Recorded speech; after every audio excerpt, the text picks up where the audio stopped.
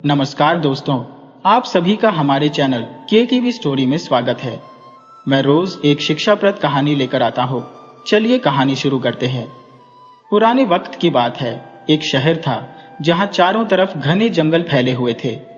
शहर के दक्षिण में जो जंगल थे वो खास तौर पर बड़े खूबसूरत थे। लोग अक्सर घूमने फिरने वहां जाते रहते थे। उसी जंगल के बीचों बीच एक पुराना टूटा फूटा महल था, जिसे देखकर लगता था कि कभी यहाँ कोई राजा रहता होगा। पर अब तो वो बस खंडहर बन चुका था और इतना डरावना था कि उसे देखते ही रूह कांप जाती थी। कोई भी उसके पास जाने की हिम्मत नहीं करता था। खंडहर से लगभग 400 कदम दूर दो चोरों ने अपनी एक झोपड़ी बना रखी थी। उनके नाम थे गंगू और मोती। वो भी महल से काफी दूर रहते थे ताकि किसी की नजर उन पर न पड़े। रात होते ही वो शहर में जाते, चोरी करते और सुबह होते ही वापस अपनी झोपड़ी में लौट आते। ये चोर अकेले नहीं थे, बल्कि पास के गांव में उनका भरा पूरा परिवार था। बाल बच्चेदार थे वो।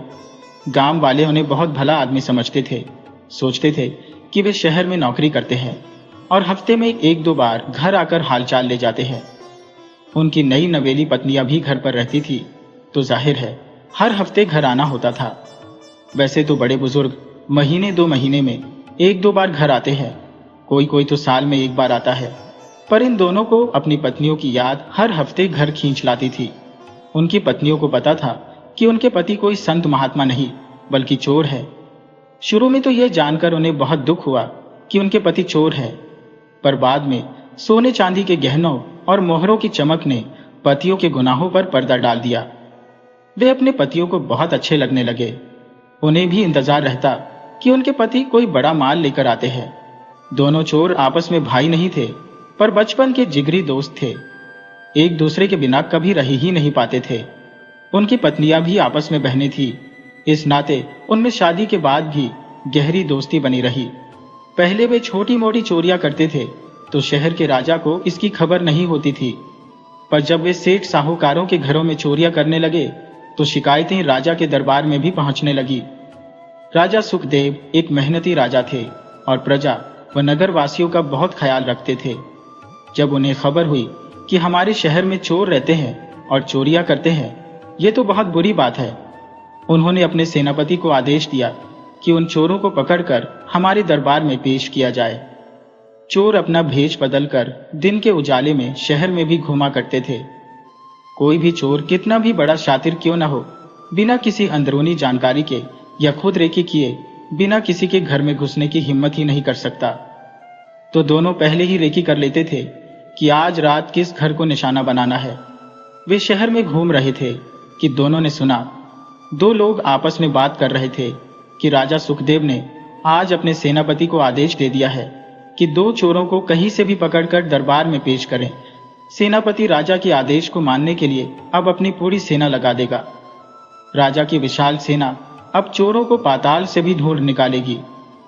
चोरों ने जब यह बात सुनी तो उनके कान खड़े हो गए। उन्होंने सोचा भी नहीं था कि राजा मामूली से चोर को पकड़ने के लिए अपनी सेना ही लगा देगा। अब तो हमारा बचना मुश्किल है।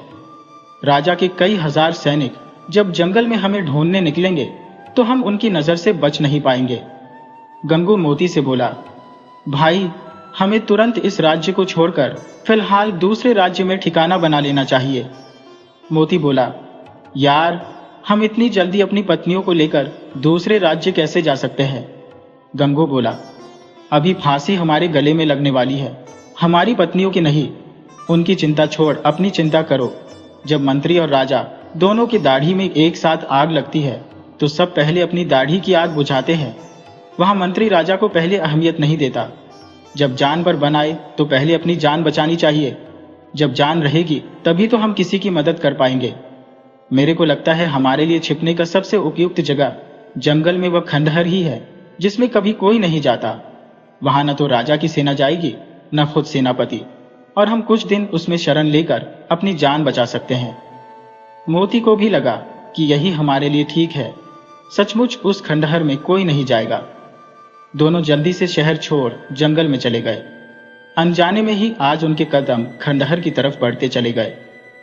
उन्हें ऐसा महसूस हो रहा था कि कोई पीछे से धक्का देकर खंडहर की तरफ लिए जा रहा है। दोनों जब खंडहर में घुसे तो देखा उसमें चमगादड़ का बसेरा था। वे और आगे बढ़े तो उन्हें अंदर एक रोशनी दिखाई पड़ी। वे रोशनी की तरफ बढ़ चले। अंदर जाने पर तो खंडहर में एक बहुत सुंदर राज दरबार था, जो अब भी बहुत अच्छी तरह से सजाया गया था। सोने का सिंहासन पड़ा था। सामने सोने की एक सुंदर मूर्ति खड़ी थी। गंगू बोला, भाई मोती, गोद में बच्चा और शहर में ढिंडोरा। हम जहां रहते आए हैं वहीं पर सोने का खजाना पड़ा हुआ है, और हम शहर में कंजूस सेठों के थोड़े बहुत सोने के पीछे पड़े थे। यहाँ तो सोने का भंडार भरा पड़ा है। अरे, जब हमारे सामने इतना दिख रहा है तो इसके खजाने में तो इतना धन होगा कि हम कभी उतने का सपने में कल्पना भी नहीं किए होंगे। मोती पीछे पलट कर देखा तो पुराना दरवाजा धड़ाम से बंद हो गया। वह गंगू से बोला, भाई, दरवाजा अपने आप बंद हो गया। हम शायद किसी बड़े खतरे में फंस गए हैं। गंगू ने पलट कर देखा तो पीछे से दरवाजा ही गायब था। मोती बोला, भाई, अब हम बाहर कैसे जाएंगे? हम तो इस भवन में कैद हो चुके हैं। अब ये सोने का सिंहासन, ये सोने की मूर्ति हमारे किस काम की? हम तो खुद ही कैद हो चुके हैं। यहाँ खाने पीने का भी कोई प्रबंध नहीं दिखता। हम तो कुछ ही दिन में इसमें भूख प्यास से मर जाएंगे। गंगू बोला, भाई, हिम्मत नहीं हारते। यह कोई तो है जो हमें कैद कर लिया है। वो हमसे क्या चाहता है? माना कि हमने यहाँ आकर गलती कर दी है, परंतु कोई तो उपाय जरूर होगा यहाँ से निकलने का। चलो और अंदर चलकर देखते हैं, शायद कोई दूसरा दरवाजा भी बना हो जिससे हम बाहर निकल सकें। वे और अंदर गए तो और भी हैरान हुए। एक बहुत सुंदर स्त्री आराम से मखमली गद्दे वाली पलंग पर लेटी हुई थी। स्त्री अपने कमरे में किसी की आहट पाकर खड़ी हो गई और बोली, तुम दोनों कौन हो और यहाँ आने का दुस्साहस कैसे किया? गंगू बोला, हे देवी, हम गलती से इस खंडहर में चले आए। स्त्री बोली, मूर्ख, तुम्हें इतना सुंदर महल खंडहर दिखता है? गंगू बोला, क्षमा करें देवी, हम आपके इस सुंदर महल में आकर फंस गए हैं। आप मेरी मदद करो, हम बाहर निकल जाइए।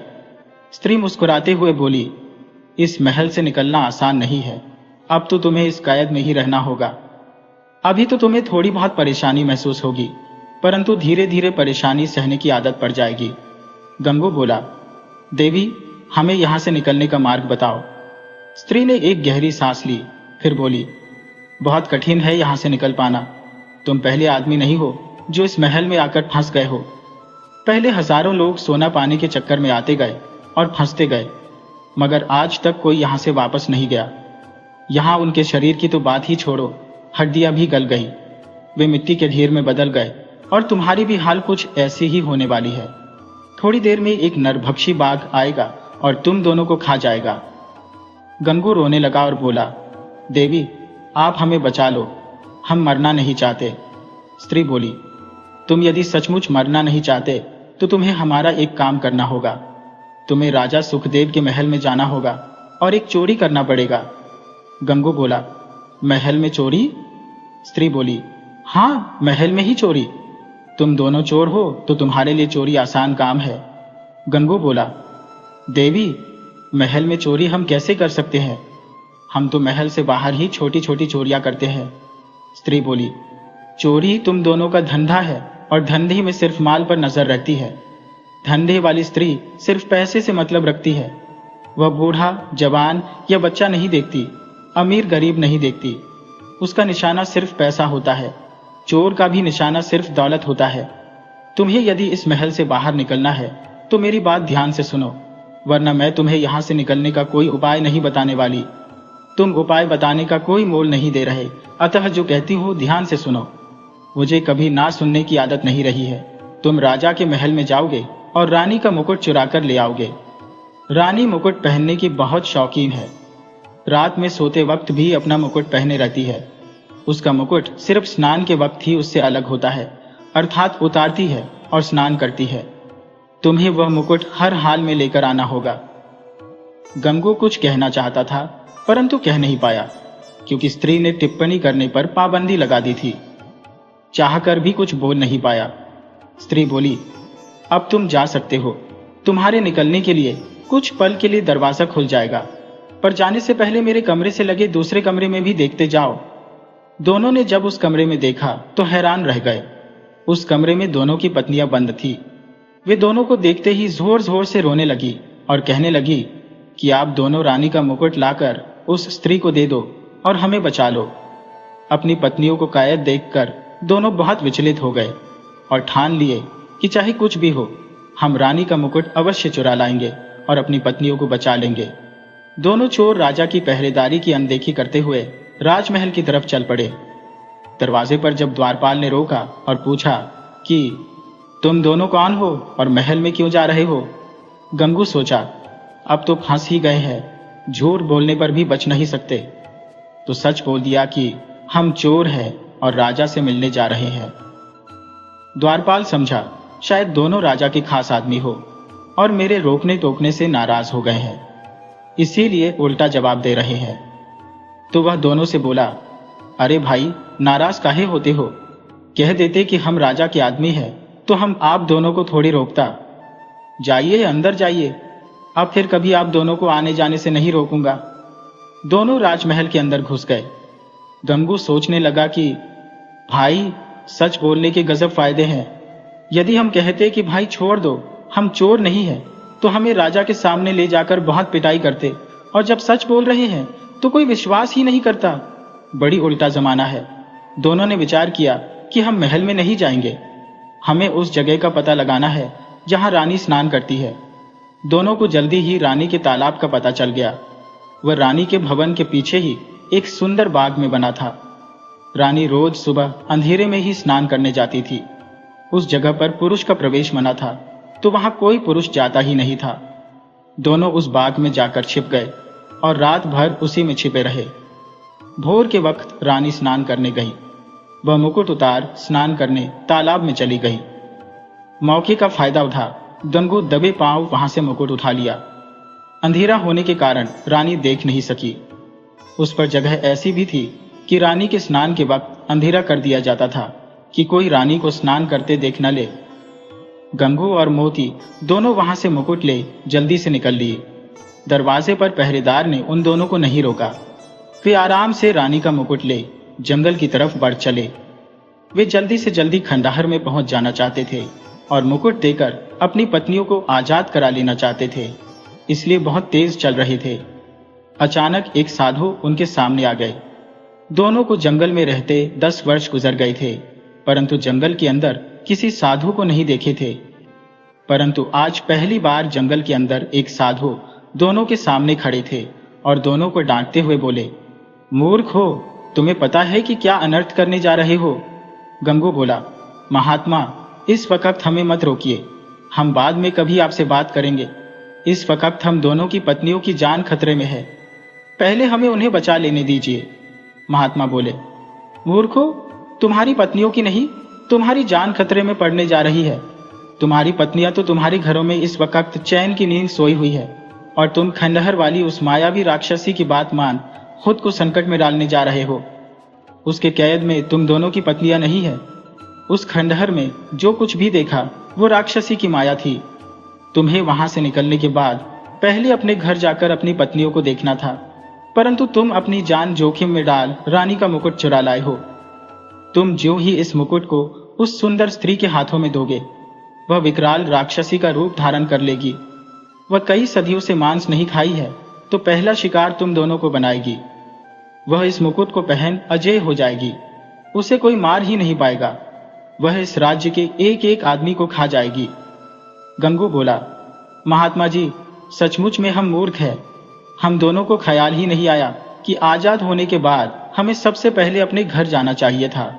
महात्मा बोले, अब देर न करो, ये मुकुट मुझे दो। इस मुकुट में ही उस राक्षसी की जिंदगी और मौत छिपी है। मैं उसकी जिंदगी अभी समाप्त किए देता हूं। महात्मा ने रानी का मुकुट अपने हाथ में लिया। उसमें एक अंडाकार रत्न था। महात्मा ने उस रत्न को मुकुट से बाहर किया और जोर से जमीन पर पटक दिया। उनके रत्न को पटकते ही खंडहर में बहुत जोरदार आवाज के साथ विस्फोट हुआ और वह खंडहर वहां से गायब हो गया। अब वहां समतल जमीन और कुछ राख के सिवा कुछ भी नहीं था। महात्मा बोले, अब तुम दोनों जल्दी मेरे साथ राज दरबार चलो। महात्मा दोनों को लेकर राज दरबार पहुंच गए। राजा वहां रानी का मुकुट खो जाने से काफी परेशान थे। वो महात्मा से बोले, महाराज, मेरे राज्य को बचा लीजिए। अगर रानी का मुकुट खंडहर वाली राक्षसी पा गई तो मेरे राज्य का सर्वनाश कर देगी। महात्मा बोले, चिंता न करो राजन, राक्षसी का सर्वनाश हो चुका है। अब वह खंडहर भी तुम्हें नहीं डराएगा, उसका भी नाश हो चुका है। और यह संभव इन 2 चोरों की वजह से हुआ है। मेरे गुरु का श्राप था कि जब कोई चोर रानी का मुकुट चुराए तो चोर के हाथ से मुकुट मेरे पास आएगा और उस मुकुट के अंडाकार रत्न से ही राक्षसी का नाश होगा। मैंने इन दोनों चोरों की मदद से राक्षसी का नाश कर दिया है। महाराज, ये दोनों चोर कल तक इस राज्य के लिए समस्या थे, परंतु यह अनजाने से ही सही पूरे राज्य की समस्या को खत्म कर दिया है। महाराज से आग्रह है कि इन्हें उचित धन देकर विदा करें ताकि इन्हें फिर चोरी नहीं करनी पड़े। राजा ने महात्मा की बात मान चोरों को 1,000 सोने की मुद्राएं देकर विदा किया। चोरों ने राजा के सामने कसम खाई कि फिर कभी चोरी नहीं करेंगे। चोर भी आम इंसान की तरह सुखी जीवन जीने लगे। राजा तो राक्षसी के नाश से चैन की नींद सो रहा था।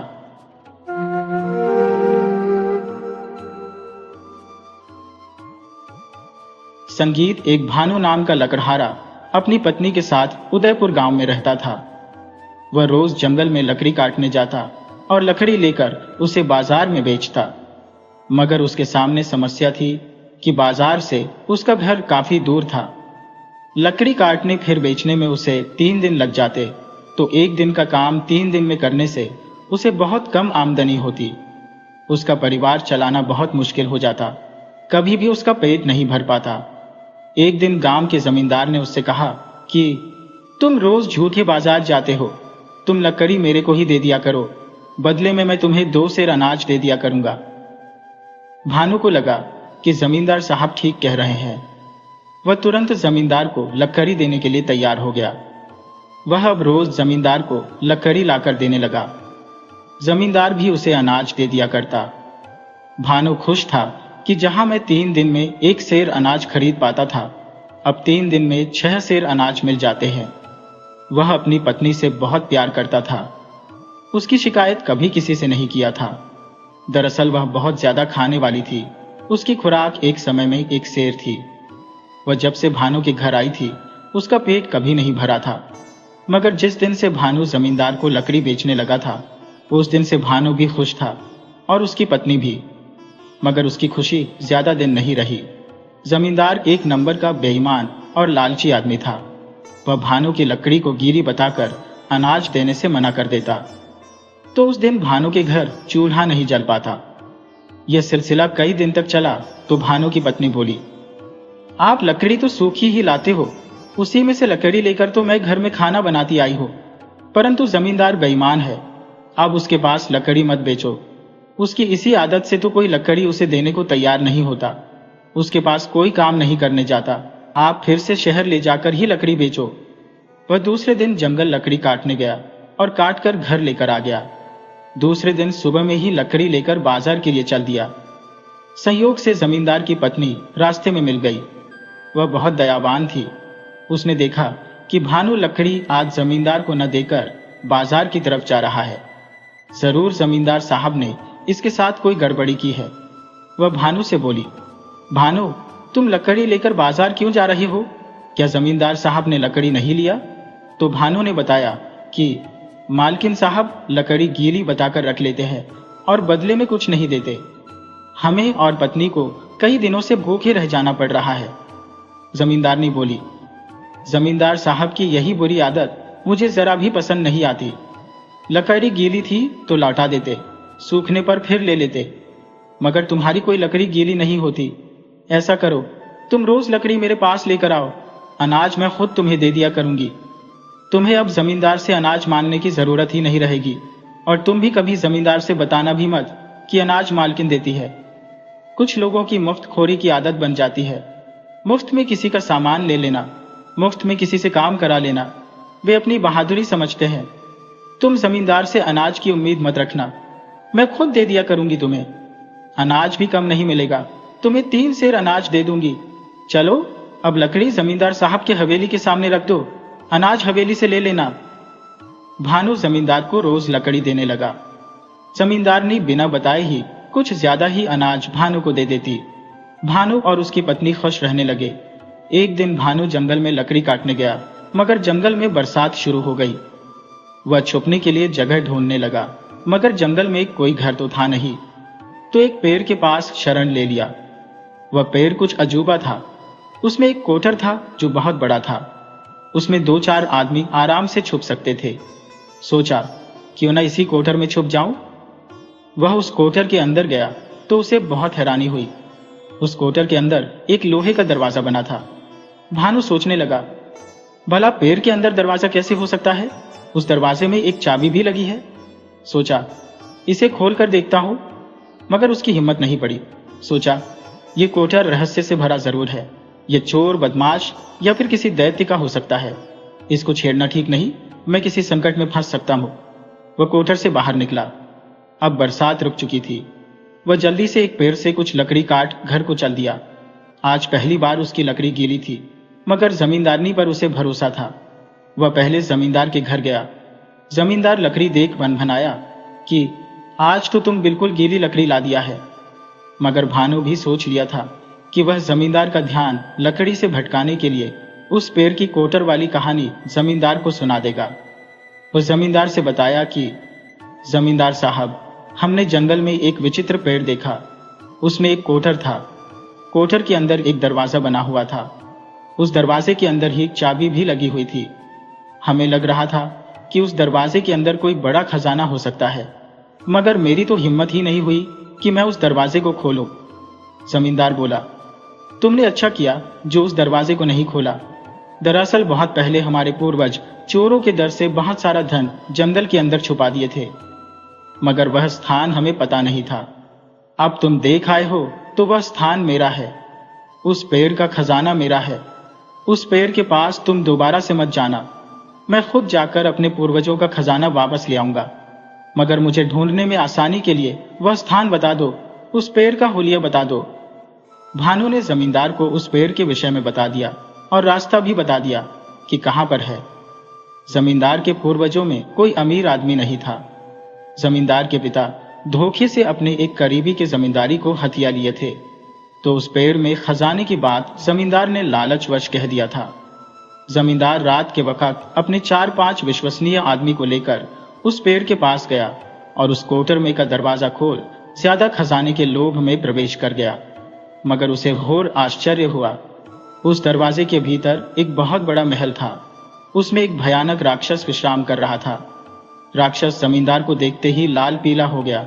बोला, मनुष्य, तुम्हें हमारे घर में आने की हिम्मत कैसे हुई? तू जानता नहीं कि मैं एक राक्षस हूं? मैं तुम्हें अभी खाऊंगा। जमींदार की जान बहुत मुश्किल में फंस गई। उसे सूझ ही नहीं रहा था कि क्या करे। राक्षस तो अब हमें जरूर खाएगा। परंतु जमींदार मरते मरते भी अपने बुद्धि का इस्तेमाल किया। वह राक्षस से बोला, राक्षस महाराज, आप यदि मुझ अकेले को मारकर खा जाते हैं तो आपको कोई लाभ नहीं होने वाला, मगर मैं जीवित रहता हूं तो आपके लिए रोज 2 मनुष्य का प्रबंध कर दूंगा। दरअसल राक्षस भी उस महल में फंस कर रह गया था। वह जब पेड़ के अंदर घर बनाया था तब राक्षस बहुत छोटा और दुबला पतला था, मगर घर बनाकर उसमें बहुत से जानवर रख लिया और अंदर ही कई महीनों तक खाता रहा। राक्षस जीव जंतु खा खाकर बहुत मोटा हो गया था। अब उसे संकरे रास्ते से निकलना मुश्किल हो गया था, तो वह अपने ही घर में कैद होकर रह गया था। राक्षस अपने घर में बहुत सोने चांदी भी इकट्ठा कर रखा था, मगर उसके लिए सब बेकार था। जब जमींदार ने उसे 2 आदमी अपने बदले देने की बात किया तो वह जमींदार को छोड़ने पर राजी हो गया। वह जमींदार से बोला, तुम 2 आदमी यहां बुला देते हो तो तुम्हें मैं छोड़ दूंगा। जमींदार ने अपनी जान बचाने के लिए दरवाजे से बाहर खड़े अपने सहयोगियों में से 2 को अंदर बुलाया कि 2 आदमी आ जाओ, यहां बहुत सारा धन है। वो अकेले से उठ नहीं रहा। 2 आदमी जब कोटर के अंदर गए तो राक्षस ने उन्हें पकड़ लिया और खा गया। जमींदार बोला, राक्षस महाराज, अब तो शर्त के मुताबिक मुझे छोड़ दो। राक्षस बोला, कौन सी शर्त? तुमने मुझे पागल समझ रखा है जो किसी शर्त को मान लूं? मैं कोई शर्त वर्त नहीं मानता। तुम मुझे रोज 2 आदमी की व्यवस्था करो, वरना तुम्हें मार कर खा जाऊंगा। तुम तभी तक जिंदा रहोगे जब तक हमको भोजन मिलता रहेगा। जिस दिन मेरा भोजन बंद हुआ तुम खुद मेरा भोजन बन जाओगे। जमींदार लालच में आकर बुरी तरह फंस गया था। बाहर खड़े जमींदार के 2 आदमियों को कुछ शक हुआ। कि जमींदार किसी मुसीबत में फंस गया है और अपनी जान बचाने को हमारे 2 साथियों को मुसीबत में डाल दिया है। हो सकता है वह हमें भी मुसीबत में डाले, हम यहाँ से भाग चलें। वे आकर जमींदारनी को बताए कि जमींदार साहब एक पेड़ के कोटर में प्रवेश कर बहुत बुरा फंस गए हैं। उनकी जान को खतरा है और खतरे की वजह भी लकड़हारा भानु है। उसी ने जमींदार साहब को बताया था कि एक पेड़ में कोटर के अंदर लोहे का दरवाजा है और हमारा लालची जमींदार उसमें जाकर फंस गए हैं। जमींदारनी बिना देर किए भानु के पास गई और बोली कि तुम जानते हो जमींदार 1 नंबर का कमीना है, उससे बड़ा कमीना ढूंढे से नहीं मिलेगा। मगर मेरी मजबूरी है कि उसकी पत्नी हो, वह तुम्हारे बताई जगह पर जाकर फंस गया है। तुम्हें उससे कोई ऐसी बात नहीं बतानी चाहिए थी कि वह लालच कर बैठे, परंतु अब जब फंस गया है तो उसे वहां से निकालने का कोई प्रबंध करो। उसे उस कोटर वाले दरवाजे से बाहर सिर्फ तुम ही निकाल सकते हो। भानु बोला, मालकिन, आपके लिए मैं कुछ भी कर सकता हूँ, जाकर देखता हूँ मालिक को क्या हुआ है। भानु जल्दी से उस जगह पर गया और निडर होकर उस दरवाजे के अंदर चला गया। राक्षस दीवार से सिर टिकाकर बैठा हुआ था। भानु बिना कुछ कहे राक्षस के पास जाकर उस पर कुल्हाड़ी से हमला कर दिया। राक्षस जब तक संभलता उसकी गर्दन कट चुकी थी। जमींदार ने राहत की सांस ली।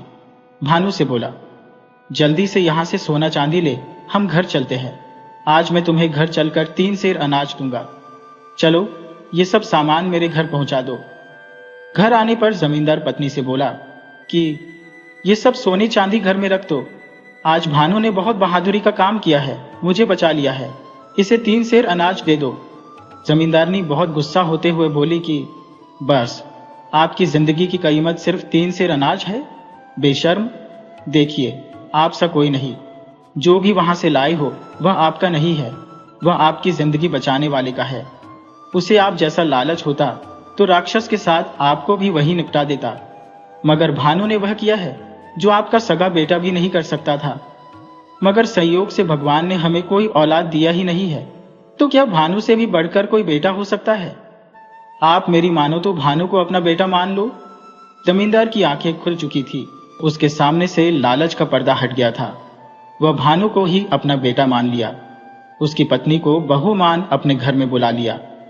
इस संसार में सभी रिश्ते खून से नहीं चलते बल्कि विश्वास से चलते हैं।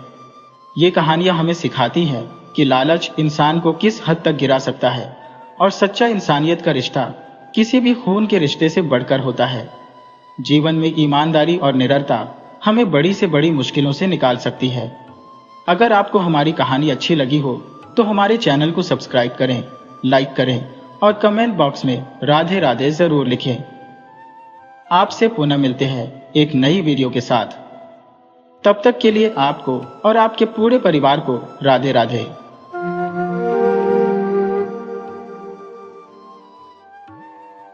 एक गांव में एक पंडित जी रहते थे जिनका नाम था कृतिमान। वो अपने बूढ़े माँ बाप के साथ रहते थे और उनकी दिन रात सेवा करते थे। उनका काम था लोगों के घर जाकर कथा वार्ता सुनाना और जो कुछ मिल जाता उसी से उनका घर चलता था। उनकी बूढ़ी माँ को बस एक ही चिंता थी कि किसी तरह बेटे की शादी हो जाए ताकि उनके मरने के बाद कोई बहू हो जो बेटे को खाना खिला सके और वंश को आगे बढ़ा सके। दुनिया की हर माँ यही चाहती है कि उसके बेटे को एक अच्छी बहू मिले जो बेटे की सेवा के साथ साथ सास ससुर का भी ख्याल रखे। और ज्यादातर बेटों को बहू मिल भी जाती है। भगवान सबका जोड़ा बनाकर भेजते हैं। कोई बिरला ही ऐसा अभागा होता है जिसका जोड़ा बनाना वो भूल जाते हैं या जानबूझकर नहीं बनाते, या फिर जिसे संत महात्मा बनाना चाहते हैं उनका जोड़ा नहीं बनाते। अब क्यों नहीं बनाते ये तो भगवान ही जाने। हमने देखा है कि हमारे आसपास कोई ना कोई ऐसा आदमी मिल जाता है जिसकी शादी हो ही नहीं पाती और वो खूंवारा रह जाता है। उम्र ढलने पर या तो साधु बन जाता है या फिर घर पर ही रहकर जीवन काटता है। कृतिमान की मां ने बेटे की शादी के लिए बहुत कोशिशें की पर उसकी शादी नहीं हुई। वजह थी उनकी गरीबी। गरीब से शादी कौन करता है? अगर अमीर होते तो रोज नए नए रिश्ते आते, पर गरीब के बेटे की शादी के बारे में कौन पूछता। सब उससे अपने मतलब की बात करते थे, अपनी मतलब की नजर से देखते थे कि इसका फायदा हम कैसे उठा सकते हैं। शादी ब्याह कराने के लिए पंडित कृतिमान को सभी यजमान ले जाते और अपने बेटे की शादी कर शेर सवा शेर दक्षिणा देकर विदा कर देते। कोई बहुत खुश हो जाता तो ब्राह्मण को कपड़े भी दे देता। ब्राह्मण संतोष कर खुशी खुशी घर को लौट आता। ब्राह्मण का संतोषी होना बहुत बड़ा गुण है। संतोषी ब्राह्मण के साथ भगवान हमेशा लगे रहते हैं। उसके सुख दुख का भार अपने ऊपर लिए रहते हैं। उसे किसी भी हाल में भूखे सोने नहीं देते। जिस दिन संतोषी ब्राह्मण की भूखे सोने की नौबत आ जाती है तो भगवान रात में भोजन का इंतजाम खुद करते हैं। वो स्वयं सामवरिया सेठ का नौकर बन ब्राह्मण के घर भोजन दे जाते हैं। परंतु भगवान लालची का कोई मदद नहीं करते। अगर वो भूखा सो रहा है तो उसे तो भूखा सोना ही पड़ता है, क्योंकि उसके पास तो अन्न धन भरा पड़ा है। बस उसे खाना उसके नसीब में नहीं लिखा है। तो कृतिमान बहुत संतोषी ब्राह्मण थे। उनके पास भले ही महल दुमहला नहीं था, अन्न धन से घर खाली था, फिर भी किसी दिन भूखे सोने की नौबत नहीं आती। उनका घर सबके लिए खुला था। उन्हें न शरीफ से कोई परहेज था, न चोर से कोई खतरा। उनके पास था ही क्या जो चोर चुराते। इस तरह दिन गुजरते रहे। एक दिन एक महात्मा भिक्षा मांगने आए। वो कृतिमान की माँ के पास भी भिक्षा मांगने गए। माँ ने महात्मा से अपने बेटे की शादी के बारे में पूछ ही लिया कि बेटे के भाग्य में शादी का योग है कि नहीं। तो महात्मा ने बताया कि माँ, तेरे बेटे के भाग्य में शादी का कोई योग नहीं है। उसका शादी के चक्कर में भी कभी नहीं पड़ना, वरना उसके जीवन में बहुत अनर्थ हो जाएगा। उसके लिए अच्छा है अपने आप को भगवान में समर्पित कर दे और एकांत जीवन जिए, उसका कल्याण हो जाएगा। माँ यह सुनकर बहुत निराश हुई कि एक ही बेटा और उसके भाग्य में शादी का योग ही नहीं। विधाता भी गरीब के साथ क्या क्या अन्याय करते हैं। अमीर के भाग्य में सुख ही सुख लिख देते हैं, जबकि गरीब की एक छोटी सी खुशी भी उन्हें नहीं सुहाती, इसलिए दुख ही दुख लिख देते हैं। इस तरह समय गुजरा। एक दिन बुढ़िया बेटे की शादी की आस लिए दुनिया से चल बसी। उसके जाने के कुछ दिन बाद ही कृतिमान के पिता भी चल बसे। माता पिता के चले जाने पर कृतिमान अकेले ही रह गए। इस तरह अकेले रहते उनको वर्षों गुजर गए। अब उनकी उम्र 40 पार कर चुकी थी। उनके मन में अब शादी करने की कोई इच्छा नहीं थी। वो अपने अकेले जीवन से खुश थे। विद्वान मनुष्य के मन में विकार तभी उत्पन्न होता है जब उसके पास धन होता है, वरना निर्धन तो वैसे ही सन्यासी है। एक दिन कृतिमान के साथ अजीब घटना घटी। उस गांव में 2 चोर रहा करते थे। उनके मन में कृतिमान के लिए बुरा ख्याल आया। सोचने लगे कि ब्राह्मण बड़ा मस्त रहता है, जरूर उसने घर में बहुत धन संपदा छुपा कर रखी है। आज की रात उसके घर में ही हाथ साफ करेंगे। चोर आधी रात में ब्राह्मण के घर में घुसे। उसके घर में तो कुछ था ही नहीं। बड़ी मुश्किल से एक मुट्ठी चना मिला। उसे ही चुराकर घर से बाहर निकले कि तभी गांव के कुत्ते उनके पीछे लग गए। चोर अब अपने घर न जाकर जंगल की तरफ भाग गए। घर की तरफ जाते तो शायद उन्हें कोई देख लेता। कुत्तों ने इतना शोर मचाया था कि कुंभकर्ण भी सोया होता तो जग जाता। तो चोर जंगल की तरफ भाग गए। जंगल गांव से 1 मील की दूरी पर था। जब दोनों चोर जंगल में गए तो देखा एक मिट्टी का बड़ा सा घड़ा पड़ा हुआ है। उसका मुंह भी ढक्कन से बंद है। चोरों ने सोचा आज जंगल में आना सफल हुआ। उन दोनों ने सुन रखा था कि जंगल में एक खजाने वाला घड़ा रात में अपने आप प्रकट होता है और चलता रहता है। उसका धन सिर्फ किसी भाग्यशाली को मिलता है। आज हम दोनों ही भाग्यशाली हैं जो हमारे सामने घड़ा प्रकट हो गया है। हम इसे घर ले चलते हैं और इसमें का खजाना घर चलकर आधा आधा बांट लेंगे। दूसरा चोर पहले से बोला, देखो तुम बुरा मत मानना, तुम स्वभाव से बेईमान आदमी हो। घर जाने पर तुम मुझे कोई हिस्सा नहीं देने वाले। आओ हम यही इस घड़े के धन को बांट लेते हैं। पहला चोर बोला, ठीक है हम यही बांट लेते हैं। दोनों ने जब घड़े के मुंह से ढक्कन हटाया तो देखकर हैरान रह गए। उसमें तो सांप बिच्छू भरे पड़े थे। पहला चोर दूसरे से बोला, भाई तू ही इस घड़े को रख ले, मुझे इसमें से कोई हिस्सा नहीं चाहिए, इसमें तुम्हारे ही काम के गहने हैं। दूसरा बोला, अब ज्यादा बातें मत बनाओ, सोचो इसका कैसे सदुपयोग करें। तुम जानते हो हमने ब्राह्मण का एक मुट्ठी चना चुरा लिया है। सुबह में वह एक मुट्ठी चने के लिए इतना कोहराम मचाएगा कि जैसे उसका बड़ा खजाना लुट गया है। हो सकता है एक मुट्ठी चने के चलते हम दोनों की पोल पट्टी खुल जाए। आज तक कोई नहीं जानता कि हम चोर हैं। दोनों ने विचार किया कि हम इन सांप बिच्छू के घड़े को ब्राह्मण की झोपड़ी में रख आते हैं। सुबह जब घड़े का मुंह खोलेगा और जब इसमें सांप बिच्छू देखेगा तो उसका ध्यान चने से हटकर इस घड़े को घर से हटाने पर लग जाएगा। यह विचार कर दोनों चुपके से उस घड़े को ब्राह्मण की झोपड़ी में रखाए।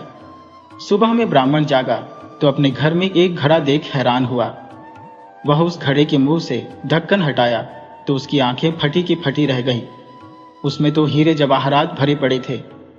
ब्राह्मण बोला, वाह प्रभु, आपकी लीला गजब की न्यारी है।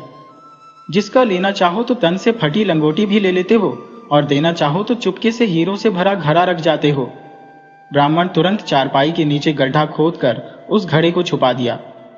जब तक मनुष्य के पास धन नहीं रहता उसके पास किसी चीज की जरूरत नहीं होती, मगर धन के आते ही मन में असंख्य इच्छाएं उत्पन्न हो जाती है। बहुत सारी इच्छाएं एक साथ जाग उठती है। ब्राह्मण अब धन का सदुपयोग करने पर विचार करने लगा। पहले वह एक सुंदर घर बनाने पर विचार करने लगा। बहुत सारी जमीन, बाग बगीचे खरीदने पर विचार करने लगा। ब्राह्मण सचमुच कुछ ही महीनों में बहुत बड़ा घर बनवा लिया, बाग बगीचा खरीद लिया, खेती लायक जमीन खरीद लिया। उसके पास अब धन दौलत की कोई कमी नहीं थी, तो यजमान में जाना भी छोड़ दिया। अब उसे ख्याल आया कि जल्दी से जल्दी शादी कर लेनी चाहिए।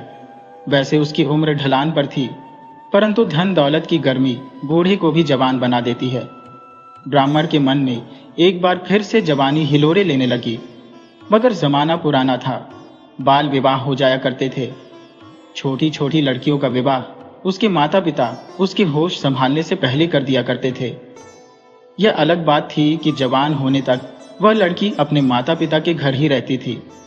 बड़ी होने पर फिर उसका पति गौना कराकर ले जाता था। सिर्फ अमीर और राजा महाराजा ही थे जो अपनी बेटी का विवाह सयानी होने पर करते थे। तो ब्राह्मण से कौन अपनी दूध मुही बच्ची ब्याहता? अगर कोई ब्याह कर भी देता तो उसकी सयानी होने से पहले ब्राह्मण स्वर्ग सिधार जाता, अर्थात बिन ससुराल गई बेटी विधवा हो जाती। तो किसी ने भी ब्राह्मण से अपनी बेटी ब्याहना उचित नहीं समझा। ब्राह्मण की बुद्धि अकूत धन संपदा ने खराब कर दिया था। वह अब किसी भी स्त्री से विवाह कर लेना चाहता था। उसे चांडाल से भी कोई परहेज नहीं था। बस एक स्त्री चाहिए थी। उधर पास के शहर में एक वेश्या रहा करती थी। धीरे धीरे उसकी उम्र ढलने लगी थी। शहर में उसके कोठे के आसपास बहुत से कोठे थे जिसमें बिल्कुल कमसिन वेश्याएं रहा करती थी। तो उस अधेड़ वेश्या की दुकान लगभग बंद हो चुकी थी। उस अवस्था में उसने किसी से एक बेटे को जन्म भी दे दिया था। वह बेटे का पालन भी कर रही थी। बेटे बेटी वाली वेश्या को तो बूढ़े भी नहीं पूछते। तो उसने विचार किया कि अब यहां ज्यादा दिन रही तो भूखे मर जाएगी। तो वह अपनी पहचान छुपा गांव की तरफ भाग ली। संयोग से वह गांव की तरफ जा रही थी। उधर से ब्राह्मण प्रतिमान आ रहा था। वह जब अकेली स्त्री को जाते देखा तो पूछ बैठा कि स्त्रियां तो अक्सर अपने भाई पिता या फिर पति के साथ ही यात्रा करती हैं, तुम अकेले अकेले क्यों यात्रा कर रही हो? वेश्या ने बताया कि मेरा अब इस दुनिया में कोई नहीं है। मेरे माता पिता कब के भगवान के प्यारे हो गए। एक पति था, बहुत बड़ा नशेड़ी था, रोज मदिरा पान करता था। वह अपनी बुरी आदतों के चलते बीमार रहने लगा। उसके इलाज में सारी जगह जमीन घर बार बिक गए, परंतु फिर भी नहीं बच सका। वह मर गया। अब मेरे पास कोई आसरा नहीं रहा। अब एक बच्चा है और मैं हूं। किसी तरह भीख मांगकर अपना गुजर बसर कर लूंगी। ब्राह्मण को लगा कि यह स्त्री तो मेरे लिए सबसे उपयुक्त है, मेरी उम्र की भी है। इसे किसी तरह मनाकर अपने साथ रहने को राजी कर लूं, मेरी तो भाग्योदय हो जाएगी। ब्राह्मण उस स्त्री से बोला कि तुम अकेले कहां भटकती फिरोगी? अकेली स्त्री पर बेरहम जमाने की बड़ी बुरी नजर रहती है। तुम्हें लोग चील और गिद्ध बनकर नोच खाएंगे। तुम बुरा न मानो तो मेरे साथ चलो, मैं तुमसे विवाह कर अपनी पत्नी बना लूंगा।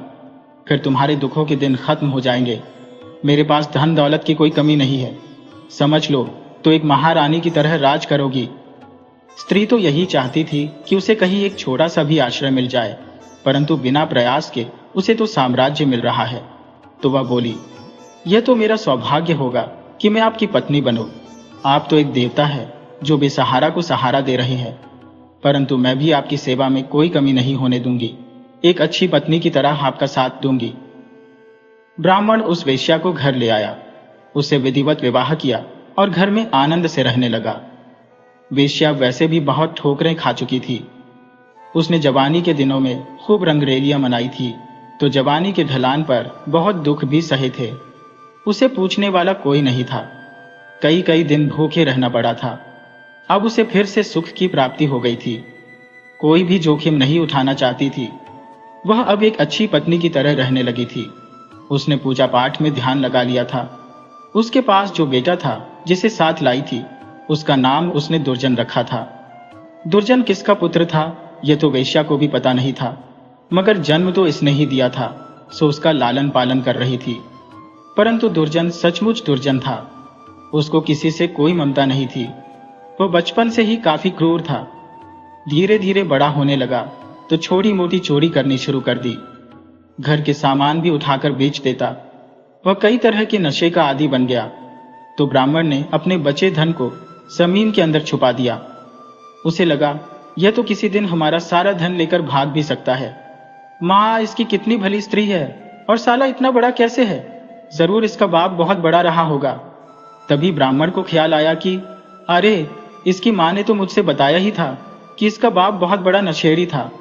उसके इलाज में ही तो उस स्त्री को घर से बेघर होना पड़ा था, तभी तो मुझसे मिली थी। यह बिल्कुल अपने बाप पर गया है। धीरे धीरे समय गुजर रहा था। दुर्जन बाल की तरह बढ़ता जा रहा था।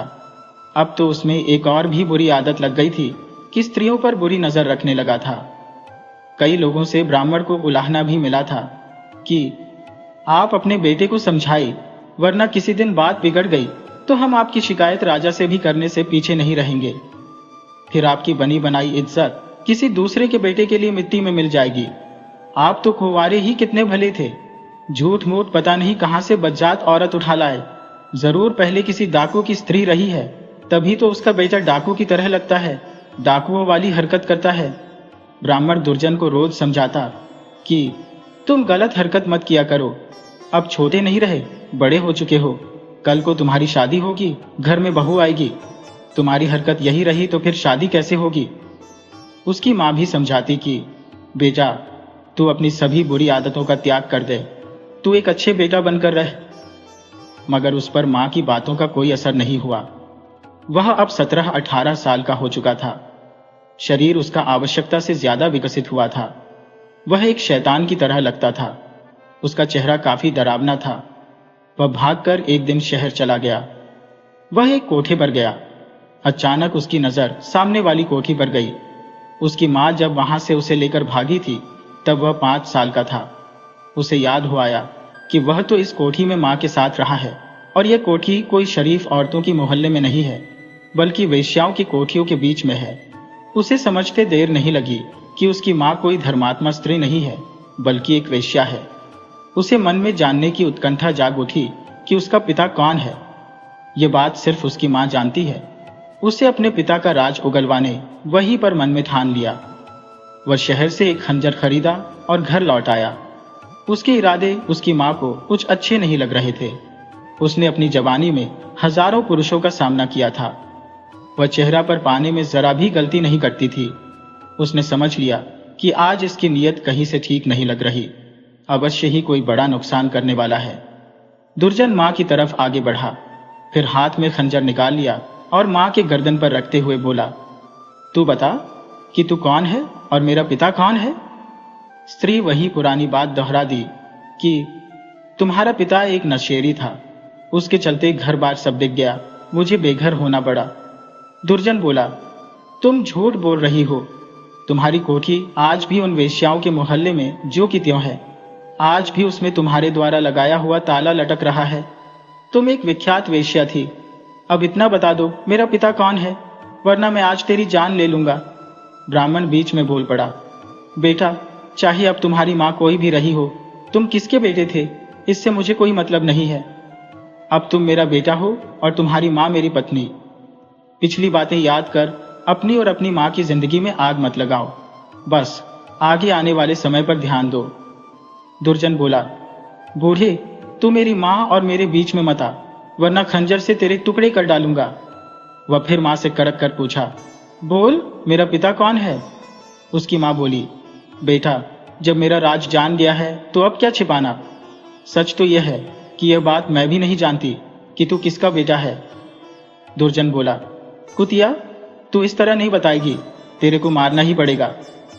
वह खंजर से मां को मार डाला।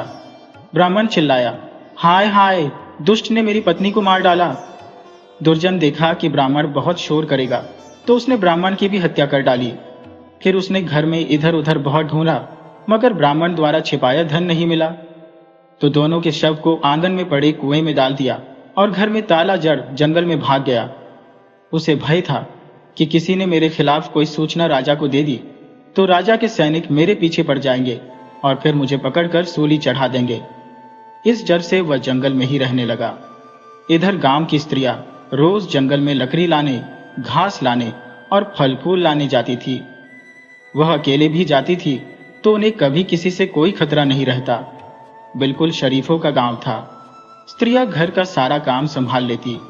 उनके पुरुष शहर में फल, लकड़ी, दूध इत्यादि बेचने जाते और आराम से शाम तक लौट कर आते। इधर जब जंगल में दुर्जन अकेली स्त्री देखता तो उसका मन मिजाज डोलने लगा। वह अपनी मां और ब्राह्मण को पहले ही हत्या कर चुका था।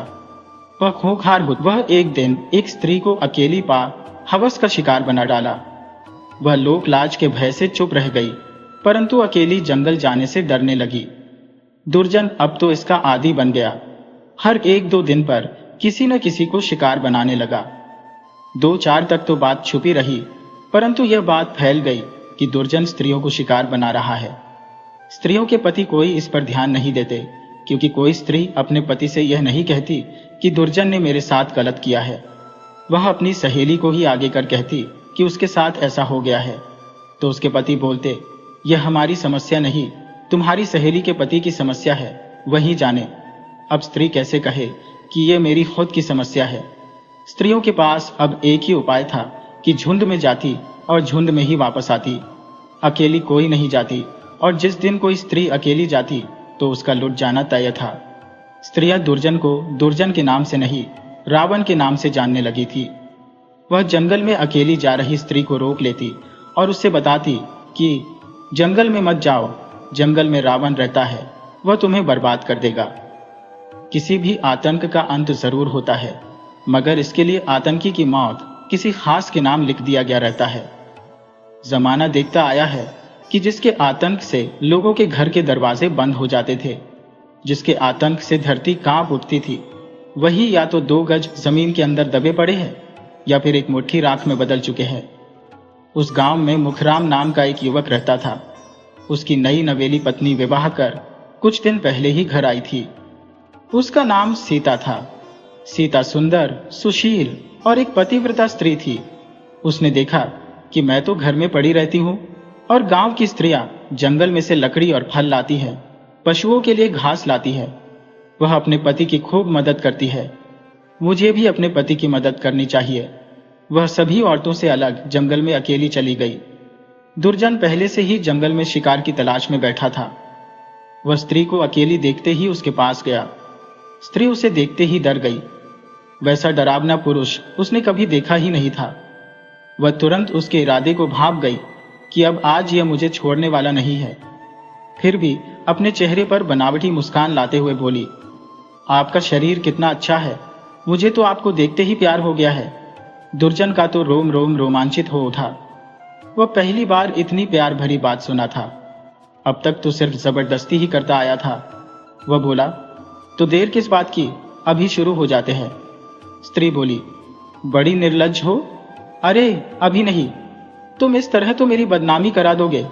रात में गांव से बाहर कुएं के पास आ जाना, मैं रात भर के लिए आपके पास आ जाऊंगी। इस तरह कोई जान भी नहीं पाएगा। मैं बदनामी से बच जाऊंगी और आपको इसी तरह हर 2-4 दिन पर प्यार देती रहूंगी। अब जल्दी से मेरे लिए लकड़ी और फल तोड़कर दे दो। दुर्जन तो उसके सूरत पर मर मिटा था। बोली तो इतनी मधुर थी कि उसे ख्याल ही नहीं रहा कि इतनी सुंदर बोलने वाली कभी धोखा भी दे सकती है। वह तुरंत बहुत सारा फल और लकड़ी तोड़कर फिर बांधकर स्त्री के सिर पर उठा दिया। उसे स्त्री के सिर पर बोझ उठाते हुए बहुत तकलीफ हो रहा था कि इतनी सुंदर स्त्री सिर पर बोझ कैसे उठा सकती है। वह उसके ख्यालों में खो गया कि उससे मिलूंगा तो उसे प्यार से अपने साथ रहने के लिए मना लूंगा, फिर उसके साथ अपना घर बसा लूंगा। उधर स्त्री ने उसे कुएं के पास बुला तो दिया, पर उस भयानक आदमी से बच पाना बहुत मुश्किल काम था। अगर कुएं पर नहीं गई तो वह घर भी आ सकता है और उसको पाने के लिए उसके पति को मार भी सकता है। तो स्त्री ने फैसला कर लिया कि कुएं पर जरूर जाएगी, मगर उसके अचानक से हमला कर देगी। वह घर में रखी तलवार को पत्थर पर रगड़कर खूब धारदार बना ली। रात होने पर वह कुएं के पास गई। दुर्जन पहले से आकर कुएं की जगह पर बैठा था। सीता उसके पीछे से पैर दबाती हुई उसके पास गई। वह विचारों में खोया हुआ सीता के विषय में ही सोच रहा था। उसे आभास नहीं हुआ कि मेरे आसपास कोई है। सीता बिना समय गंवाए तलवार की वार उसकी गर्दन पर कर दी। धार इतनी तेज थी कि एक झटके में गर्दन कटकर अलग हो गई। स्त्री को घबराहट तो बहुत हुई, परंतु यह सोचकर अपने दिल को मजबूत बनाया कि मैंने एक रावण का वध किया है। हर रावण का वध सीता के लिए या सीता के हाथों ही होता आया है। वह उसके धड़ को उस पुराने कुएं में गिरा दी और सिर को वहीं पेड़ में लटका दिया। संयोग से वह दिन दशहरा का था। उस गांव के बहुत से पुरुष नारी रामलीला में रावण वध देखने दूसरे गांव गए थे। जब आधी रात को लौटे तो देखा दुर्जन का सिर पेड़ से लटक रहा है। स्त्रियों को तो खुशी का ठिकाना ही न रहा कि यहां भी एक रावण का अंत हो गया है। सीता इत्मीनान के साथ अब घर आ चुकी थी। उसे खुशी थी कि इस गांव की स्त्रियां अब अकेली भी जंगल जा सकती है। अब उस स्त्री पर किसी दुर्जन की नजर नहीं पड़ेगी।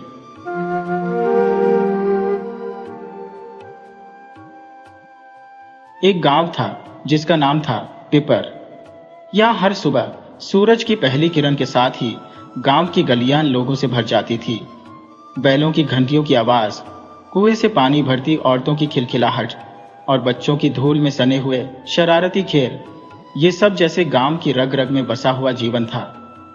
इसी गांव में एक दिन अचानक एक आवाज गूंजी, चूड़ियां ले लो, कांच की रंग बिरंगी चूड़ियां, सजीली चमकीली चूड़ियां।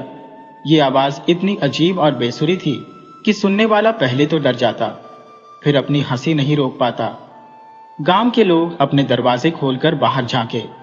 उन्होंने देखा कि एक दुबला पतला आदमी अपने सिर पर एक बड़ी सी टोकरी रखे गांव की गलियों में घूम रहा था। उसके कपड़े तो वैसे भी गांव वालों के लिए चर्चा का विषय बन गए थे। न ऊपर का कपड़ा मेल खाता था, न नीचे का। लाल रंग की फटी बनियान, हरे रंग की लुंगी और कंधे पर एक पीली गमछी डालकर वो ऐसे घूम रहा था जैसे कोई राजा अपनी प्रजा को दर्शन दे रहा हो। उसके चेहरे पर एक अजीब सा भोलापन था, लेकिन वो बेहद मूर्ख भी लग रहा था। आंखों में उत्सुकता और होठों पर ऐसी मुस्कान जैसे उसे ही दुनिया की सारी समझ हो। लेकिन गांव वालों को बस एक नजर में समझ आ गया कि यह आदमी अलख निरंजन है, यानी सीधा सादा भी और पूरा बेवकूफ भी। उसकी टोकरी में कांच की चूड़ियां थी, लाल, हरी, पीली, नीली, सुनहरी, हर रंग की। लेकिन उनकी सजावट इतनी बेढब थी कि उन्हें देखकर कोई भी हंसे बिना नहीं रह पाता।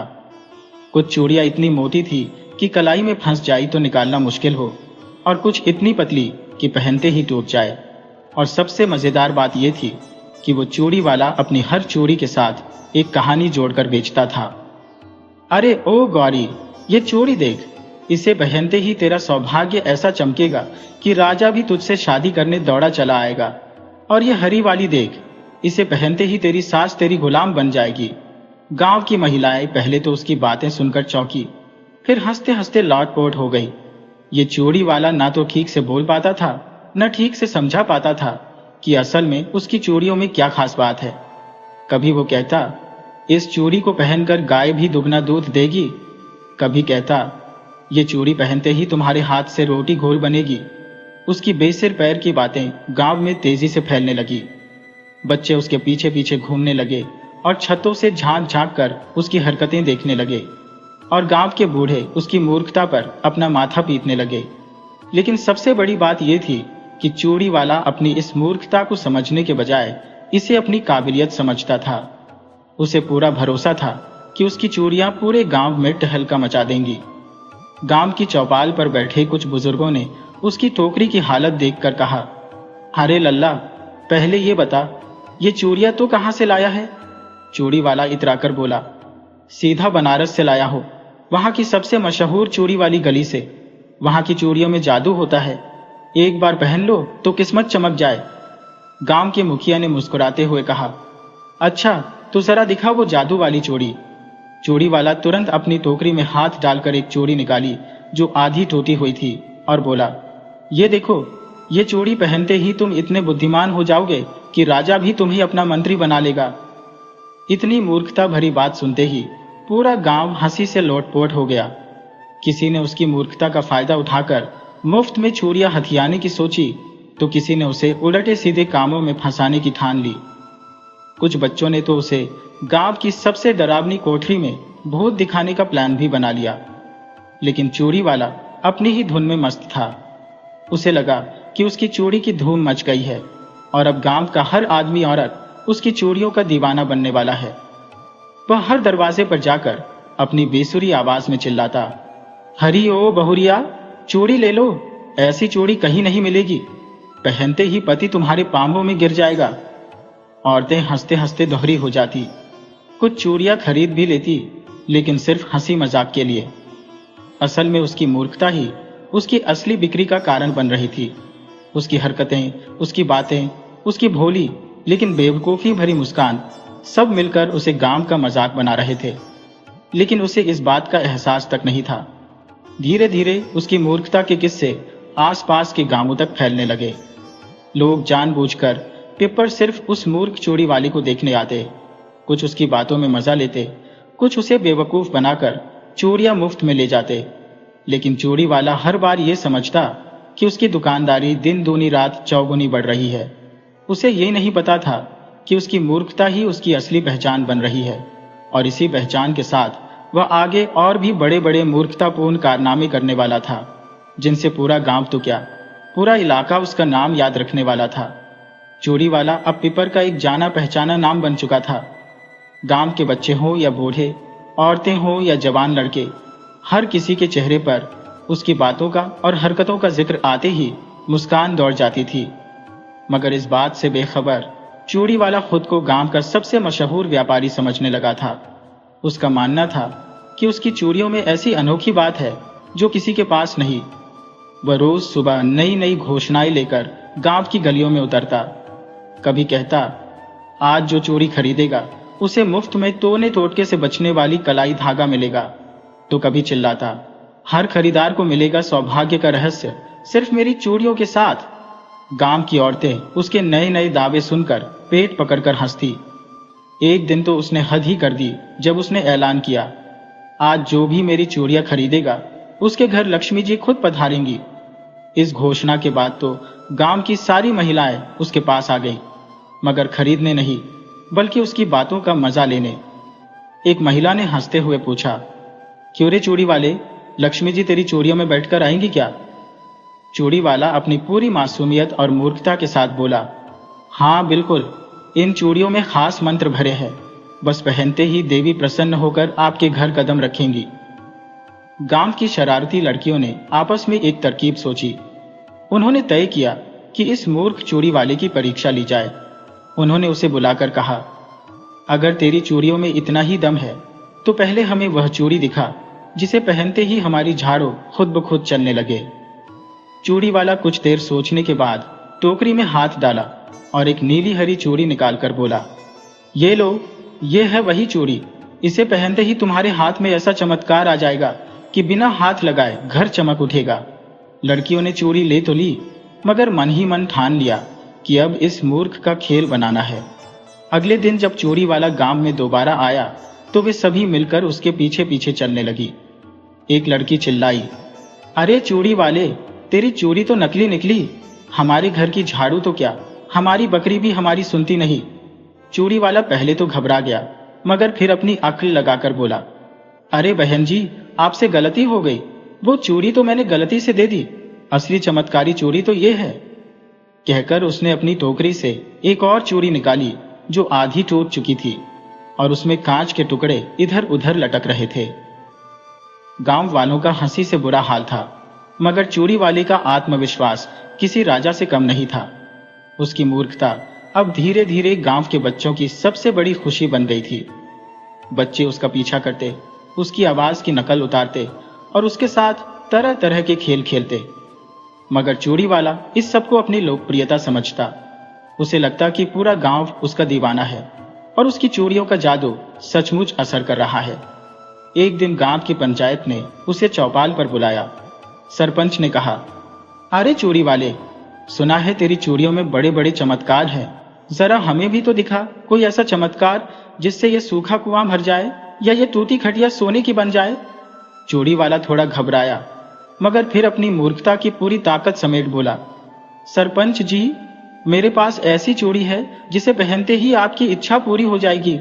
मगर इसकी एक शर्त है, ये चूड़ी सिर्फ तब काम करेगी जब इसे पहनने वाले का मन बिल्कुल साफ और पवित्र हो।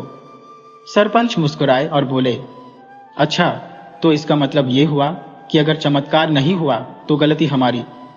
चूड़ी वाला खुशी खुशी सिर हिलाने लगा, बिल्कुल, मेरी चूड़ियों में कोई कमी नहीं। अगर असर नहीं हुआ तो इसका मतलब पहनने वाले के मन में कोई खोट है। पूरे गांव में उसकी इस नई तरकीब की चर्चा होने लगी। लोग समझ गए थे कि चूड़ी वाला सिर्फ अपनी मूर्खता को बचाने के लिए नए नए बहाने बना रहा है। गांव के कुछ शरारती लड़कों ने उसे सबक सिखाने की सोची।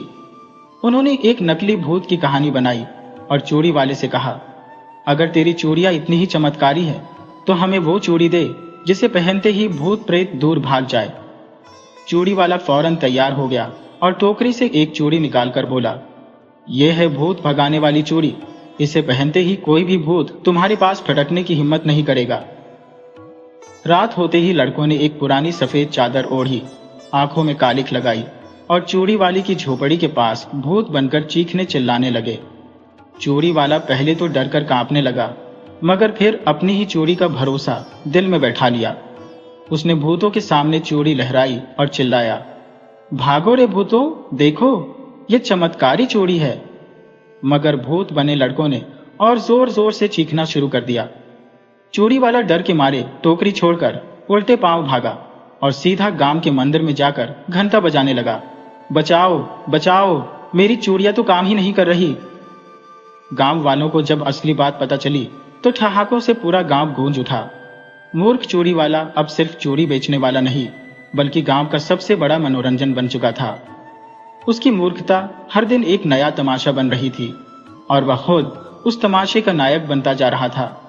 गांव में मूर्ख चूड़ी वाले की मूर्खता अब किसी रहस्य की बात नहीं थी, बल्कि हर किसी की दिनचर्या का हिस्सा बन चुकी थी। बच्चे, बूढ़े, महिलाएं सब उसे देखकर मुस्कुराते, उसकी अजीबोगरीब हरकतों और दावों पर हंसते। मगर वह अपनी धुन में मस्त खुद को सबसे बड़ा व्यापारी और तंत्र मंत्र जानने वाला समझता। गांव के किसी कोने में कोई बीमार पड़ता तो चूड़ी वाला खुद पहुंच जाता। मेरी चूड़ियां पहन लो, बीमारी ऐसे भागेगी जैसे बिल्ली के आगे चूहा। उसकी इस नई घोषणा के बाद कुछ महिलाएं शौक में उसकी चूड़ियां खरीद भी लेती, लेकिन मन ही मन उसकी मूर्खता पर हंसती। गांव के एक बुजुर्ग काका रामस्वरूप, जो कड़वा सच बोलने के लिए मशहूर थे, उन्होंने एक दिन उसे रोककर कहा, अरे चूड़ी वाले, तू चूड़ियां बेचता है या गांव का वैद्य बन गया है? हर बीमारी की दवा तेरी चूड़ियों में कब से छुप गई? चूड़ी वाला आंखें गोल करते हुए बोला, काका, मेरी चूड़ियां साधारण नहीं है, इन पर मंत्र फूके गए हैं।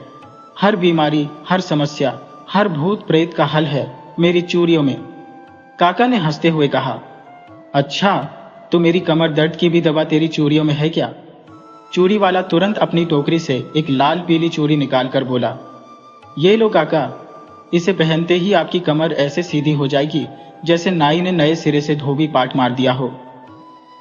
रामस्वरूप काका ने चूड़ी तो पहन ली, लेकिन 2 दिन बाद जब दर्द कम होने की जगह बढ़ गया तो उन्होंने पूरे गांव के सामने चौपाल में उसे बुलवाया। गांव वाले पहले से ही तमाशा देखने बैठे थे। काका ने कहा, अरे भाई, तेरी चमत्कारी चूड़ी तो कमर दर्द बढ़ाने वाली निकली। चूड़ी वाला बगले झांकने लगा, फिर अपनी मूर्खता का नया तर्क लेकर बोला, काका, आपने चूड़ी सही हाथ में नहीं पहनी होगी, इसे बाएं हाथ में पहनना था, आपने दाई में पहन ली होगी। पूरे गांव में हंसी का फव्वारा छूट पड़ा। अब तो महिलाएं उसे चूड़ी वाला कम नया वैद्य जी कहकर चिढ़ाने लगी। मगर मूर्ख चूड़ी वाला अपनी गलती मानने को तैयार नहीं था। उसकी नजरों में वह अद्भुत व्यापारी था जिसके पास गांव की हर समस्या का हल था, बस चूड़ियों में। कुछ दिन बाद गांव में एक बड़ा मेला लगने वाला था। हर गांव वाले अपनी अपनी दुकानें लगाने की तैयारी कर रहे थे। हलवाई मिठाई बना रहे थे, खिलौने वाले लकड़ी की तलवारें और गुड़िया तैयार कर रहे थे, कपड़े वाले रंग बिरंगे गोटे लगाकर चादर टांग रहे थे। मूर्ख चूड़ी वाला भी किसी से पीछे नहीं था। उसने अपनी टोकरी में रखी सारी पुरानी चूड़ियां निकालकर उन पर हल्दी चंदन का लेप लगाया और गांव भर में घोषणा कर दी, मेले में मिलेगा जादुई चूड़ियों का अद्भुत खजाना, हर परेशानी का समाधान, हर मन्नत की पूर्ति मेरी चूड़ियों से होगी। मेले का दिन आया। गांव में दूर दूर से लोग आए थे। चूड़ी वाला अपनी टोकरी के पास बैठा, सिर पर चमकीली टोपी लगाए, गले में फूलों की माला डाले, खुद को तांत्रिक व्यापारी घोषित कर चुका था। उसने सामने एक बड़ा सा बोर्ड भी टांग दिया, मूर्ख चूड़ी वाला नहीं, चमत्कारी चूड़ी वाला। जैसे ही गांव की महिलाएं और बच्चे उसके पास पहुंचे, उसने ऊंची आवाज में चिल्लाना शुरू कर दिया, जिसे अपनी किस्मत बदलनी है वह मेरी चूड़ियां जरूर ले, जिसे धन नहीं आ रहा वह मेरी चूड़ियां पहने, जिसके बेटे का विवाह नहीं हो रहा उसे मेरी चूड़ी पहनाओ, जिसने सपना देखा है कि सोने की बारिश हो वह मेरी चूड़ी ले जाए। गांव वालों को अब तो मजा आने लगा था। महिलाएं पूछने लगी, अरे चूड़ी वाले, क्या तेरी चूड़ी से हमारे पति भी सुधर जाएंगे? किसी ने कहा, क्या तेरी चूड़ी से गाय भी ज्यादा दूध देने लगेगी? और तो और, एक बच्चे ने हंसते हुए पूछा, क्या तेरी चूड़ी से आसमान से रसगुल्ले गिरेंगे? मूर्ख चूड़ी वाला पूरी गंभीरता से बोला, बिल्कुल, मेरी चूड़ियों में सब कुछ संभव है, बस सच्चे मन से पहनना होगा। पूरा गांव हंस हंस कर लौटपोट हो गया, मगर चूड़ी वाला अपनी मूर्खता के उस ऊंचे शिखर पर पहुंच चुका था जहां उसे हर सवाल का जवाब अपनी चूड़ियों में ही दिखता था। मेले में एक पहलवान भी आया था, जिसने सुना कि चूड़ी वाला चमत्कारी चूड़ियां बेच रहा है। वह ठेठ गंवई अंदाज में बोला, अरे चूड़ी वाले, मेरे तो बाजुओं में इतनी ताकत है कि 2 बैल उठाकर कंधे पर रख लूं। अब बता, तेरी कौन सी चूड़ी पहनूं कि मैं एक हाथ से पूरा गांव उठा लूं? चूड़ी वाला थोड़ी देर सोचता रहा, फिर अपनी सबसे पुरानी और टूटी हुई चूड़ी निकालकर बोला, यह है बलवान की चूड़ी, इसे पहनते ही तुम्हारे शरीर में ऐसी शक्ति आ जाएगी कि पत्थर भी रूई जैसे हल्के लगेंगे। पहलवान ने चूड़ी पहनी, 2 बार इधर उधर हाथ घुमाया, फिर हंसते हुए बोला, अरे कुछ भी फर्क नहीं पड़ा रे। चूड़ी वाला मुस्कुराकर बोला, भाई साहब, ये चूड़ी सिर्फ असली ताकतवर लोगों पर ही असर करती है, शायद तुम्हारी अंदरूनी ताकत में कुछ कमी है। इस जवाब पर पूरा मेला ठहाके से गूंज उठा। अब तो गांव के बच्चों ने उसकी नकल बनाकर खुद ही चूड़ियों की दुकान खोल ली। एक बच्चा सिर पर गमछा बांधकर खड़ा हो गया और चिल्लाने लगा, आओ आओ, चमत्कारी चूड़ियां लो, पहनते ही उड़ने लगोगे। मूर्ख चूड़ी वाला इस पूरे तमाशे का केंद्र बन चुका था, मगर वह इस बात से बेखबर था। उसे लगता था कि उसकी चूड़ियों की प्रसिद्धि इतनी फैल गई है कि बच्चे तक उसकी दुकान के दीवाने हो गए हैं। गांव वालों की हंसी, ठहाके, चिढ़ाने के बावजूद उसकी मूर्खता का बुलबुला दिन ब दिन बड़ा होता जा रहा था। गांव का मेला खत्म हो चुका था, लेकिन मेले के बाद भी मूर्ख चूड़ी वाले की मूर्खता के किस्से गांव की गलियों में गूंज रहे थे। हर चौपाल, हर चबूतरे, हर कुएं की मुंडेर पर बैठी औरतें और खेतों में काम करते किसान उसकी हरकतों को नमक मिर्च लगाकर सुनाते और हंसते हंसते लौटपोट हो जाते। लेकिन चूड़ी वाला, जिसे इन सब बातों का जरा भी अंदाजा नहीं था, खुद को गांव का सबसे चर्चित और सफल व्यापारी मान बैठा था। उसे पूरा भरोसा था कि उसकी चूड़ियों में कोई ना कोई ऐसा अदृश्य चमत्कार जरूर है जिसे ये मूर्ख गांव वाले समझ ही नहीं पा रहे। हर सुबह वह गांव की अलग अलग गलियों में अपनी टोकरी उठाए पहुंच जाता और अपनी रटी रटाई आवाज में चिल्लाने लगता, चूड़ियां लो, चमत्कारी चूड़ियां लो, पहनते ही किस्मत बदल जाए, दुख दर्द छू मंतर, पैसा बरसे, सुख शांति बरसे। गांव की कुछ महिलाएं सिर्फ तमाशे के लिए उसकी चूड़ियां खरीद लेती, कुछ बच्चे उसका मजाक उड़ाते तो कुछ बड़े बूढ़े उसे देखकर सिर हिलाते और कहते, इस मूर्ख को समझाना ही बेकार है, ये अपने ही सपनों में खोया हुआ है। एक दिन गांव के ठाकुर साहब की हवेली में पूजा रखी गई। गांव भर के पंडित बुलाए गए थे, रंग बिरंगे पंडाल लगे थे और हलवाई पकवान बनाने में जुटे थे। पूरा गांव ठाकुर साहब की हवेली के बाहर जुटा हुआ था। चूड़ी वाला भी यह मौका कैसे छोड़ता। वह भी अपनी टोकरी उठाए, सिर पर पगड़ी बांधे, अपने चमत्कारी दामों का झोला लेकर ठाकुर साहब की हवेली पहुंच गया। जैसे ही उसने हवेली के दरवाजे पर कदम रखा, ठाकुर साहब के दरबान ने उसे रोक लिया। क्यों बे चूड़ी वाले, यहाँ क्यों आया है? ये कोई मेला नहीं, ठाकुर साहब की पूजा है। मूर्ख चूड़ी वाला अकड़ कर बोला, अरे भाई, पूजा में मेरी चूड़ियों की खास जरूरत है। बिना मेरी चूड़ियों के कोई भी पूजा सफल नहीं होती। ये चूड़ियां नहीं, देवी देवताओं का आशीर्वाद है। ठाकुर साहब को मेरा संदेश दो। चूड़ी वाला आया है उनकी सुख समृद्धि बढ़ाने। दरबान ने पहले तो उसे झिड़क कर भगाना चाहा, लेकिन फिर सोचा कि अंदर ले जाकर तमाशा देखने में मजा आएगा। उसने चूड़ी वाले को अंदर बुला लिया। गांव की महिलाएं, पंडित और मेहमान सब चूड़ी वाले को देखते ही मुस्कुरा दिए। सबको पता था कि अब कोई ना कोई मूर्खता जरूर होने वाली है। चूड़ी वाला ठाकुर साहब के सामने जाकर खड़ा हो गया और सिर झुकाकर बोला, ठाकुर साहब, आपकी हवेली में सुख समृद्धि की बारिश तभी होगी जब आपकी बहू बेटियां मेरी चमत्कारी चूड़ियां पहनेंगी। ये साधारण चूड़ियां नहीं है, इन पर विशेष मंत्र फूके गए हैं। इनसे आपकी तिजोरी में सोने चांदी की बरसात होगी। ठाकुर साहब ठहरे सुलझे हुए आदमी। उन्हें पहले से ही चूड़ी वाले की मूर्खता के किस्से सुनने को मिलते रहते थे। उन्होंने मुस्कुराते हुए कहा, अच्छा, तो ये चूड़ियां ही हमारी किस्मत बदलेंगी। ठीक है, दिखाओ अपनी चमत्कारी चूड़ियां। चूड़ी वाला अपनी टोकरी खोलकर बैठ गया और एक एक चूड़ी को ऐसे दिखाने लगा जैसे कोई बहुमूल्य हीरा हो। ये देखिए, ये लाल चूड़ी, इसे पहनते ही घर में लक्ष्मी का वास होगा। ये हरी चूड़ी, इसे पहनते ही खेतों में सोना उगने लगेगा। ये नीली चूड़ी, इसे पहनते ही सारे रोग भाग जाएंगे। और ये सुनहरी चूड़ी, इसे पहनते ही आपकी बहू रानी के चेहरे पर ऐसा नूर आ जाएगा कि चांद भी शर्मा जाए। गांव की औरतें हंस हंस कर दोहरी हो गईं। बच्चे ताली पीटने लगे और ठाकुर साहब भी अपनी हंसी रोक नहीं पाए। लेकिन चूड़ी वाला अपने ही रंग में था। उसे लगा कि सब उसकी चूड़ियों से प्रभावित हो रहे हैं। तभी ठाकुर साहब ने कहा, अगर तेरी चूड़ियों में इतना ही चमत्कार है तो क्यों ना इसे आजमा कर देखा जाए। हमारे हलवाई रामलाल की गाय बीमार है, क्या तेरी चूड़ियों से वह ठीक हो सकती है? चूड़ी वाला तुरंत बोला, बिल्कुल हो सकती है। मेरी पीली चूड़ी को गाय के सींग पर बांध दीजिए, उसकी बीमारी ऐसे भागेगी जैसे आग से हाथ जलता है। रामलाल की गाय को आंगन में लाया गया। चूड़ी वाला पूरी गंभीरता से गाय के सींग पर पीली चूड़ी बांधने लगा। गांव वाले सांस रोककर यह अद्भुत नजारा देख रहे थे। चूड़ी बांधते ही चूड़ी वाला जोर जोर से मंत्र पढ़ने लगा, चूड़ी देवी की जय, गौ माता की जय, बीमारी भाग रे, बीमारी भाग रे। गांव वाले अब तक हंसी रोकने की कोशिश कर रहे थे, लेकिन आखिरकार ठहाके फूट पड़े। बच्चे उछल उछल कर तालियां पीटने लगे। ठाकुर साहब भी पेट पकड़कर हंसने लगे, लेकिन चूड़ी वाला अपनी ही धुन में था। उसने आंखें बंद करके आसमान की तरफ हाथ उठाए और जोर जोर से चिल्लाने लगा, जय हो मेरी चमत्कारी चूड़ियों की, अब ये कभी बीमार नहीं होगी।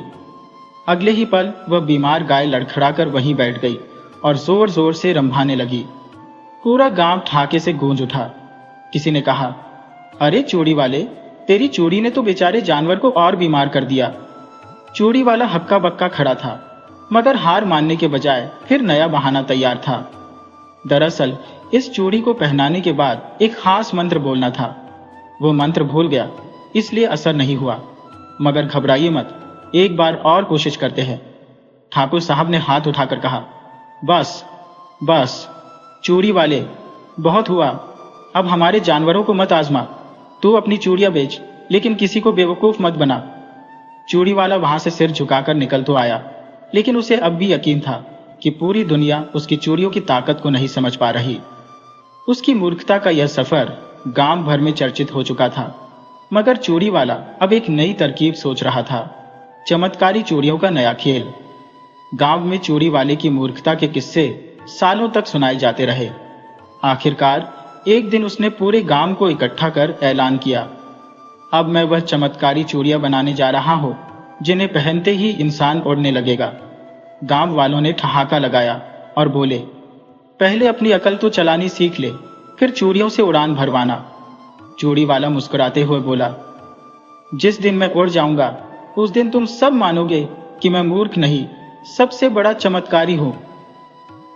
फिर एक दिन छत पर चूड़ियां बांधकर हाथ फैलाकर कूद पड़ा और अगले ही पल गोबर के ढेर में आ गिरा।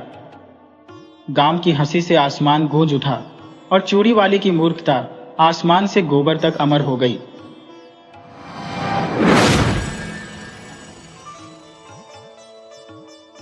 वीडियो अच्छी लगी हो तो इसे लाइक करें और ऐसी ही मज़ेदार कहानियों के लिए चैनल को सब्सक्राइब करें और बेल आइकन दबाएं।